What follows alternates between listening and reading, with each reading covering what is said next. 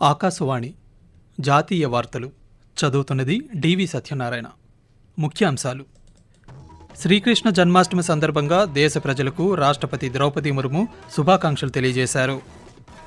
మహిళల మీద అఘాయిత్యాలకు పాల్పడిన వారిని కఠినంగా శిక్షిస్తామని ప్రధానమంత్రి నరేంద్ర మోదీ స్పష్టం చేశారు. రాజకీయాల్లోకి యువత రావాలని ప్రధానమంత్రి నరేంద్ర మోదీ ఆకాంక్షించారు. దేశవ్యాప్తంగా రుతుపవనాలు మళ్లీ చురుగ్గా మారడంతో పలు రాష్ట్రాల్లో భారీ వర్షాలు కురిసే అవకాశం ఉందని భారత వాతావరణ శాఖ వెల్లడించింది. శ్రీకృష్ణ జన్మాష్టమి వేడుకలకు గుజరాత్లోని ద్వారకా పుణ్యక్షేత్రం సిద్ధమైంది. వార్తల వివరాలు: శ్రీకృష్ణ జన్మాష్టమి సందర్భంగా దేశ విదేశాల్లో నివసిస్తున్న భారతీయులందరికీ రాష్ట్రపతి ద్రౌపది ముర్ము శుభాకాంక్షలు తెలిపారు. భగవాన్ శ్రీకృష్ణుడు బోధించిన భగవద్గీత మానవాళికి జ్ఞానోదయం కలిగిస్తుందని అన్నారు. శ్రీకృష్ణుడి బోధనలను ప్రతి ఒక్కరూ గ్రహించాలని, ఆ స్ఫూర్తితో దేశ పురోగతి, శ్రేయస్సు కోసం కృషి చేయాలని రాష్ట్రపతి కోరారు. కాగా శ్రీకృష్ణ జన్మాష్టమి సందర్భంగా ఉపరాష్ట్రపతి జగదీప్ ధన్కర్ దేశ పౌరులకు శుభాకాంక్షలు తెలియజేశారు.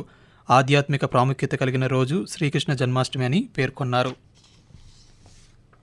మహిళల మీద అఘాయిత్యాలకు పాల్పడిన వారిపైన కఠిన శిక్షలు అమలు చేస్తామని ప్రధానమంత్రి నరేంద్ర మోదీ స్పష్టం చేశారు. మహారాష్ట్రలోని జల్గావ్లో ఏర్పాటు చేసిన కార్యక్రమంలో ప్రధానమంత్రి ఈరోజు 11 లక్షల మంది కొత్త లఖ్పతి దీదీలకు ప్రశంసా పత్రాలు పంపిణీ చేశారు.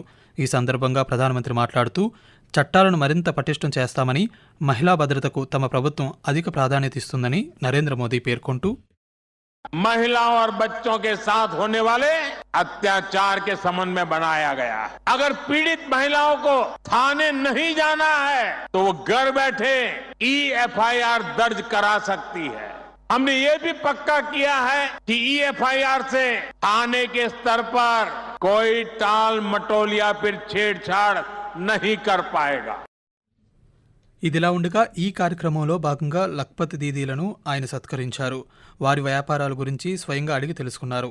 అదేవిధంగా 2,35,400 స్వయం సహాయక సంఘాల్లోని 25.8 లక్షల మంది సభ్యులకు ప్రయోజనం చేకూర్చే 5,000 కోట్ల రూపాయల బ్యాంకు రుణాన్ని కూడా ప్రధానమంత్రి విడుదల చేశారు. రాజకీయాల్లోకి యువత రావడం ద్వారానే దేశానికి ఎంతో మేలు జరుగుతుందని ప్రధానమంత్రి నరేంద్ర మోదీ పేర్కొన్నారు. వారి అనుభవం, ఉత్సాహం దేశానికి అవసరమని అన్నారు.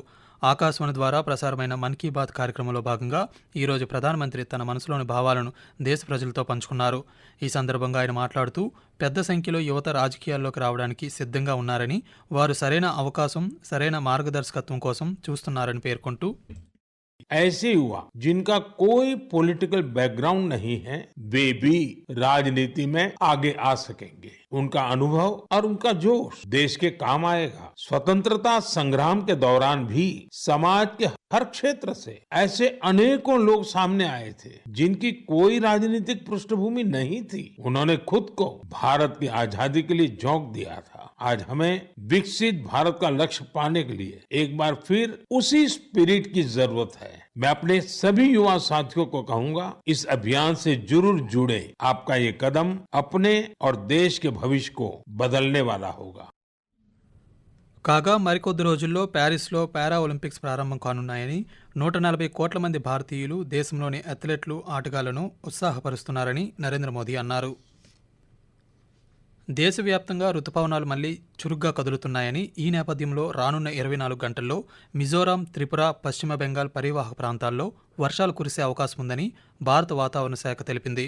ఈ నెల 27, 28వ తేదీల్లో వాతావరణ శాఖ ఎల్లో అలర్ట్ ప్రకటించింది. ఆ 2 రోజుల్లో చాలా చోట్ల భారీ వర్షాలు కురుస్తాయని IMD హెచ్చరికలు జారీ చేసింది. మరోవైపు మధ్యప్రదేశ్, తూర్పు రాజస్థాన్, గుజరాత్, మహారాష్ట్రలలో మోస్తరు నుంచి భారీ వర్షాలు కురిసే అవకాశం ఉందని తెలిపింది. అదే సమయంలో కోస్తాంధ్ర, కర్ణాటక, తెలంగాణ, ఛత్తీస్గఢ్, ఒడిశాలలో తేలికపాటి నుంచి మోస్తరు వర్షాలు కురుస్తాయని IMD వివరించింది. శ్రీకృష్ణ జన్మాష్టమి సందర్భంగా గుజరాత్లోని ద్వారకా పుణ్యక్షేత్రం సర్వాంగ శోభితంగా మారింది. రేపు ద్వారకా ఆలయానికి భక్తులు పెద్ద సంఖ్యలో తరలివస్తారని భావించి అధికారులు అన్ని ఏర్పాట్లు చేస్తున్నారు. ఇదిలా ఉండగా శ్రీకృష్ణుడి మహిమాన్విత పుణ్యక్షేత్రాల్లో గుజరాత్లోని ద్వారకా ఒకటిగా పేరు పొందింది. శ్రీకృష్ణుడు పరిపాలించిన ద్వారకలో 1000 సంవత్సరాల క్రితం నిర్మించిన ద్వారకాధీశుడు ఆలయాన్ని ఇక్కడికి వచ్చే భక్తులు దర్శించుకోవచ్చు. ఈ ఆలయ ప్రధాన విగ్రహం నల్ల పాలరాతితో చెక్కి ఉంటుంది. కౌస్తుభమని లక్ష్మీదేవి బహుమతిగా ఇచ్చిన దండతో ఈ విగ్రహాన్ని అలంకరించారు. ప్రతి సంవత్సరం శ్రీకృష్ణ జన్మాష్టమికి ఇక్కడ నిర్వహించే వేడుకలు చూసేందుకు లక్షలాది భక్తులు దేశం నలుమూలల నుండి తరలివస్తారని ఆలయ అధికారులు వెల్లడించారు. ఆకాశవాణి జాతీయ వార్తలు వింటున్నారు. అమెరికా భారత పౌర అణు వాణిజ్యంపై న్యూఢిల్లీలో ఈరోజు జరిగిన ద్వైపాక్షిక సమావేశానికి కేంద్ర శాస్త్ర సాంకేతిక మంత్రి డాక్టర్ జితేంద్ర సింగ్ అధ్యక్షత వహించారు. శాస్త్ర సాంకేతిక రంగాలతో పాటు క్లీన్ ఎనర్జీతో సహా కీలకమైన రంగాల్లో రెండు దేశాల మధ్య లోతైన సహకారాన్ని ఈ సమావేశంలో ఆయన ప్రస్తావించారు. ఇండో అమెరికా అంతరిక్ష సహకారంలో మరో ముఖ్యమైన మైలురాయిగా గగన్యాన్ మిషన్ను పేర్కొన్నారు. గగన్యాన్ మిషన్ నుండి భారతీయ వ్యోమగామి అంతర్జాతీయ అంతరిక్ష కేంద్రంలోకి వెళ్లబోతున్నారని కేంద్ర మంత్రి ఈ సందర్భంగా ప్రకటించారు. కాగా అభివృద్ధి చెందుతున్న సాంకేతిక పరిజ్ఞానాల విషయంలో తమ సహకారాన్ని బలోపేతం చేయడానికి రెండు దేశాలు నిర్ణయించాయని అధికార వర్గాలు తెలిపాయి. ఒడిశాలో ప్రభుత్వం మహిళల కోసం ప్రతిష్టాత్మకంగా చేపట్టిన సుభద్ర యోజన పథకం ప్రారంభోత్సవానికి సెప్టెంబర్ 17వ తేదీన ప్రధానమంత్రి నరేంద్ర మోదీ హాజరయ్యే అవకాశం ఉందని కేంద్ర విద్యాశాఖ మంత్రి ధర్మేంద్ర ప్రధాన్ తెలిపారు. 3 రోజుల పర్యటనలో భాగంగా ఒడిశాకు వచ్చిన కేంద్ర మంత్రి ఈరోజు పూరీలోని జగన్నాథుని దర్శించుకున్నారు.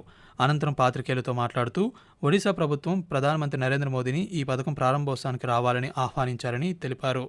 కాగా పూరి జగన్నాథుడి ఆలయంలోని రత్న భాండాగారం నిర్వహణ, అందులో ఖజానాకు సంబంధించిన విషయాల మీద archaeological survey of India ASI ఉన్నత స్థాయి బృందం త్వరలోనే తనిఖీ చేస్తుందని కేంద్ర మంత్రి తెలిపారు. పూరి నగరాన్ని అత్యాధునిక ఆధ్యాత్మిక నగరంగా అభివృద్ధి చేసేందుకు ప్రభుత్వం అన్ని చర్యలు తీసుకుంటుందని తెలిపారు. కోల్కతాలోని ఆర్జీకర్ వైద్య కళాశాల మాజీ ప్రిన్సిపల్ సందీప్ ఘోష్ నివాసంలో సిబిఐ అధికారులు ఈరోజు సోదాలు నిర్వహించారు. సందీప్ ఘోష్ ప్రిన్సిపల్గా ఉన్న సమయంలో ఆర్జీకర్ ఆసుపత్రిలో ఆర్థిక అవకతవకలకు పాల్పడ్డారని సిబిఐ అధికారులు తెలిపారు. ఈ నేపథ్యంలో సిబిఐకి చెందిన 7 అధికారులు సందీప్ ఘోష్ను విచారించారు. మరో సిబిఐ అధికారుల బృందం ఆసుపత్రిలోని సందీప్ ఘోష్ కార్యాలయంలో కూడా సోదాలు నిర్వహించింది. ఇదిలా ఉండగా ఎటువంటి అవాంఛనీయ సంఘటనలు జరగకుండా ఆర్జీకర్ వైద్య కళాశాల ఆసుపత్రి పరిసర ప్రాంతాల్లో నిషేధపు ఉత్తర్వులను కోల్కతా పోలీసులు మరో 4 రోజుల పాటు పొడిగించారు. ఎంపాక్స్ వైరస్ సోకే ప్రమాదం పెరుగుతుండటంతో మహారాష్ట్రలోని పూణే జిల్లాలో రాష్ట్ర ఆరోగ్య శాఖ నియంత్రణ చర్యలు చేపట్టింది. సింగపూర్, దుబాయ్ దేశాల నుండి వచ్చిన 531 మంది ప్రయాణికులను గత 6 రోజుల్లో పూణే విమానాశ్రయంలో పరీక్షించారు. వారిలో అనుమానిత రోగి ఎవరూ లేరని ఆరోగ్య శాఖ పేర్కొంది. ముందు జాగ్రత్త చర్యగానే ఈ పరీక్షలు చేపడుతున్నామని ఆ శాఖ తెలిపింది. అనుమానిత రోగులను మున్సిపల్ ఆరోగ్య విభాగానికి తరలించాలని, వారి రక్త నమూనాలను పరీక్ష కోసం నేషనల్ ఇన్స్టిట్యూట్ ఆఫ్ వైరాలజీకి పంపాలని ప్రైవేట్ ఆసుపత్రులకు ఆరోగ్య శాఖ సూచించింది. ఈ నెల 28వ తేదీన ప్రారంభం కానున్న ప్యారిస్ పారా ఒలింపిక్స్లో పాల్గొనే భారత అథ్లెట్లకు మద్దతు ఇవ్వాలని కేంద్ర క్రీడా శాఖ మంత్రి డాక్టర్ మన్సుఖ్ మాండవీయ దేశ ప్రజలను కోరారు. ఈ పారా ఒలింపిక్స్లో 84 మంది అథ్లెట్లతో దేశంలోనే అతిపెద్ద బృందం పాల్గొంటుందని ఈరోజు సామాజిక మాధ్యమం ద్వారా కేంద్ర మంత్రి పేర్కొన్నారు. దేశ ప్రజలందరూ చీర్ ఫర్ భారత్ నినాదాన్ని వినిపించాలని, క్రీడాకారులను ప్రోత్సహించాలని ఆయన కోరారు. అదేవిధంగా ఈ నెల 29వ తేదీన జాతీయ క్రీడా దినోత్సవం సందర్భంగా కనీసం 1 గంట పాటు బహిరంగ క్రీడల్లో ఏదైనా ఒక దానిలో దేశ ప్రజలు పాల్గొనాలని ఆయన విజ్ఞప్తి చేశారు. కాగా ప్రధానమంత్రి నరేంద్ర మోదీ ఖేలేగా ఇండియా తాబీతో ఖిలేగా ఇండియా నినాదం దేశాన్ని క్రీడల వైపు నడిపిస్తోందని కేంద్ర మంత్రి అన్నారు. యూనిఫైడ్ పెన్షన్ స్కీమ్ యూపీఎస్కి కేంద్ర ప్రభుత్వం ఆమోదం తెలపడాన్ని ఆల్ ఇండియా రైల్వేమెన్ ఫెడరేషన్ స్వాగతించింది. న్యూఢిల్లీలో ఈరోజు జరిగిన పాత్రికేయుల సమావేశంలో AIRF general secretary Shivgopal Mishra మాట్లాడుతూ ఈ పథకం ద్వారా దాదాపు 23 లక్షల మంది ప్రభుత్వ ఉద్యోగులు లబ్ధి పొందుతున్నారని తెలిపారు. యూపీఎస్ ఉద్యోగుల సూచనల అభ్యర్థనలను కేంద్ర ప్రభుత్వం పరిగణలోకి తీసుకుందని అన్నారు. సవరించిన నిబంధనలు ప్రభుత్వ ఉద్యోగులకు, వారి కుటుంబాలకు ఉద్యోగ భద్రతను కల్పిస్తాయని మిశ్రా పేర్కొన్నారు. ప్రధానమంత్రి నరేంద్ర మోదీకి ఈ సందర్భంగా ఆయన కృతజ్ఞతలు తెలియజేశారు. జాతీయ వార్తలు ముగించే ముందు ముఖ్యాంశాలు మరోసారి. శ్రీకృష్ణ జన్మాష్టమి సందర్భంగా దేశ ప్రజలకు రాష్ట్రపతి ద్రౌపది ముర్ము శుభాకాంక్షలు తెలియజేశారు. మహిళల మీద అఘాయిత్యాలకు పాల్పడిన వారికి కఠినంగా శిక్షిస్తామని ప్రధానమంత్రి నరేంద్ర మోదీ స్పష్టం చేశారు. రాజకీయాల్లోకి యువత రావాలని ప్రధానమంత్రి నరేంద్ర మోదీ ఆకాంక్షించారు.